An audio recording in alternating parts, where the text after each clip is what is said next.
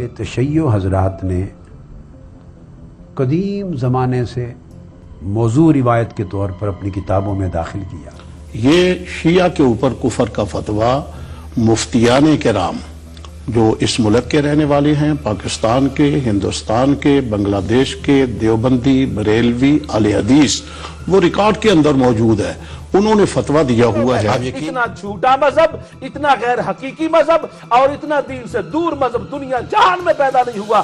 اور ہم ان اپنے محترم بھائیوں سے یہی کہنا چاہتے ہیں کہ آپ اپنے ایمان کو پہلے جو آپ کے پاس نہیں بچا پکی توبہ کریں۔ The word Shia doesn't exist in the Quran. The word Shia doesn't exist in the Quran. ملا باقر مجلسی ملعون، ملا باقر مجلسی ملعون۔